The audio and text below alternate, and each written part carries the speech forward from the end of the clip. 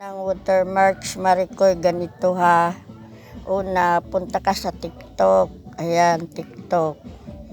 Tapos, pili ka ng videos mo. Halimbawa, yan.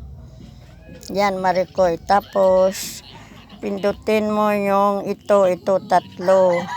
Pindutin mo yan, tatlo, Maricoy. Tapos, copy link, Maricoy. Pindutin mo yung copy link.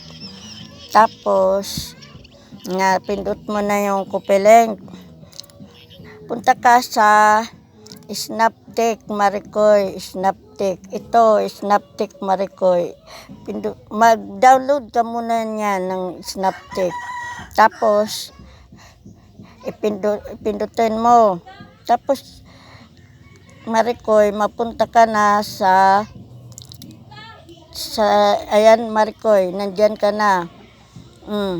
Tapos, nandyan na yung ano ko, diba? Nandyan na yung video ko galing sa TikTok. Manood ka muna ng itong advertise. Patapusin mo muna yung advertise, Maricoy. Tapos, may lalabas yan na ano. Pagkatapos mo napindot yan, pag natapos yung commercial, dito may lalabas na ano, mamaya. Antayin natin pagkatapos yung commercial, Maricoy. Lalabas na naman yung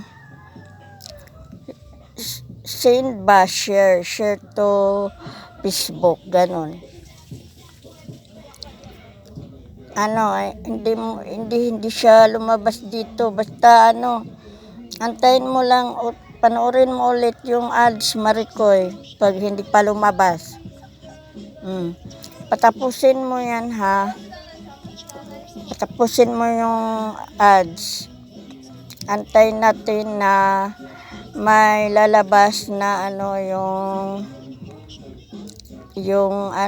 yung send to Facebook. Pindutin mo yon. Teka, Maricoy. Teka lang. Nagluloko yung nagluloding. Ayan, nag-download na, Maricoy, oh. Nag-download na siya.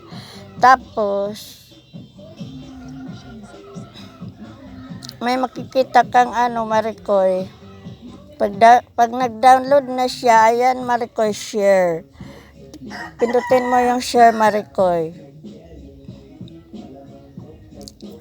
Mahina ang signal ko. Hindi ma-share. Pag na-share mo na yan, Maricoy, papunta na yun sa sa Reels. May makikita naman Facebook Reels. Ganyan lang.